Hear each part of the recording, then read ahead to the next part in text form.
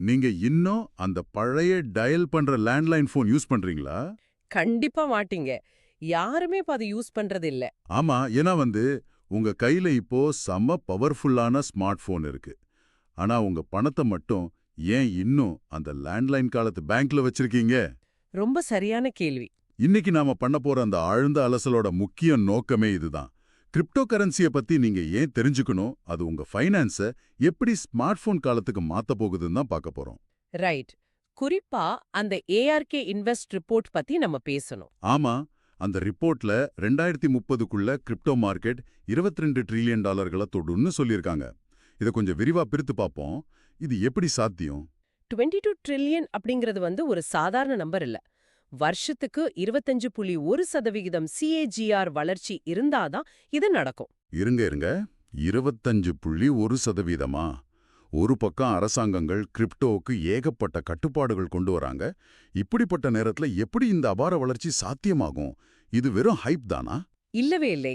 இது ஹைப் இல்ல.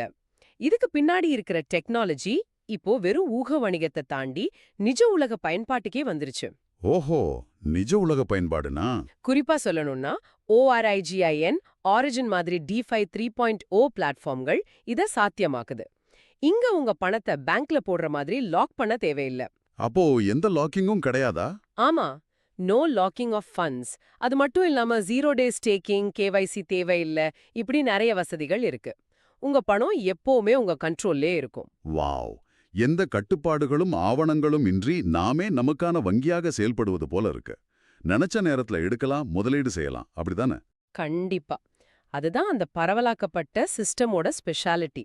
அதாவது 100% டீசென்ட்ரலைஸ்டு அமைப்பு.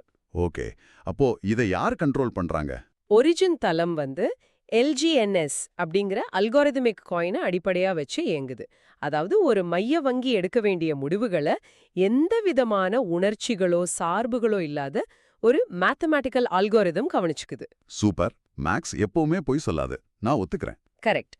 அதனால மனிதர்களோட தலையீடு சுத்தமா இல்ல, மோசடி நடக்க வாய்ப்பும் இல்ல. ரைட். ஆனா எனக்கு ஒரு சந்தேகம். பிளாக் செயின்னா எல்லாமே பப்ளிக் லெட்ஜர் ஆச்சே. ஆமா, எல்லாமே வெளிப்படையா இருக்கும். அப்போ என் பேங்க் அக்கவுண்ட் பேலன்ஸ ஊருக்கே வெளிச்சம் போட்டு காமிக்கிற மாதிரி இருக்காதா? இவ்ளோ சுதந்திரம் இருந்தாலும் எனக்கு பாதுகாப்பு, பிரைவசி ரொம்ப முக்கியமே. இங்க தான் விஷயம் ரொம்ப சுவாரஸ்யமா மாறுது. இந்த இடத்துல தான் அனுபிஸ் லேயர் 1 பிளாக் செயின் உள்ள வருது. ஓ, அனுபிஸ். இது என்ன பண்ணுது? இது ZK ரோலப்ஸ், அதாவது ஜீரோ நாலேஜ் ரோலப்ஸ் டெக்னாலஜிய பயன்படுத்துது. இது மூலமா தேர்ந்தெடுக்கப்பட்ட ரகசியத்தன்மை, அதாவது செலக்டிவ் பிரைவசி நமக்கு கிடைக்குது. Selective privacy? இத நாம ஒரு கருப்பு நிற கண்ணாடி, அதாவது டிண்டட் கிளாஸ் பொருத்திய கார் மாதிரி ஒப்பிடலாமா? ஆமா, நல்ல ஒப்பீடு.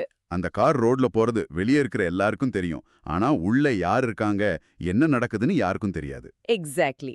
ZK ரோலப்ஸ் இதையே தான் பிளாக் செயின்ல செய்யுது. தளம் வெளிப்படையா இருக்கும், ஆனா உங்க பேலன்ஸ் எவ்ளோ, யாருக்கு அனுப்புறீங்கங்கறது யாருக்கும் காட்டாது. ரொம்ப செக்யூர்டா இருக்கே.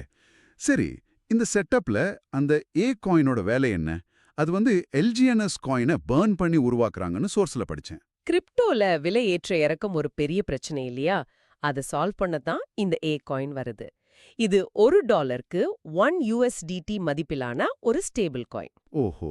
உங்களுக்கு ஏ காயின் வேணும்னா சிஸ்டம் தானாவே அதுக்கு சமமான மதிப்புள்ள LGNS காயினை அழிச்சிடும், அதாவது பர்ன் பண்ணிடும். அப்படி பண்ணும்போது சப்ளை குறைஞ்சிடும். கரெக்ட்.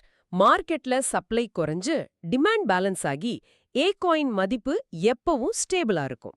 தெளிவா புரியுது. அப்போ அனுபிஸ் நெட்வொர்க்ல இந்த ஏ காயினை யூஸ் பண்ணி நம்ம ஏபே மூலமா பரிவர்த்தனை பண்ணும்போது யாராலையும் நம்ம பணத்தை முடக்க முடியாதா? முடக்கவும் முடியாது, கண்காணிக்கவும் முடியாது. உலகத்துல எந்த மூலையில இருந்தாலும் பாதுகாப்பா பணத்தை அனுப்பலாம். இது ஒரு உலகளாவிய நிதி அமைப்பை உருவாக்குது. இத கேக்குறப்போ ஒரிஜின் மற்றும் அனுபிஸ் கிரிப்டோ உலகை அடுத்த கட்டத்திற்கு எடுத்துச் செல்கின்றன அப்படின்னு தெளிவா புரியுது. ஆமா, இது ஒரு மாபெரும் பவர் ஷிஃப்ட். ரைட். இப்போ உங்களுக்கான ஃபைனல் தாட் இதுதான்.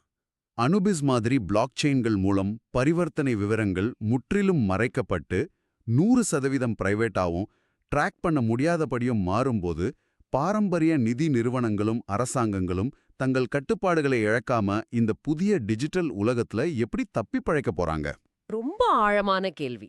அந்த பழைய லேண்ட்லைன் மாதிரி இவங்களும் காலாவதி ஆயிடுவாங்களா? சிந்தித்து பாருங்கள். மீண்டும் ஒரு ஆழ்ந்த அலசலில் சந்திப்போம்.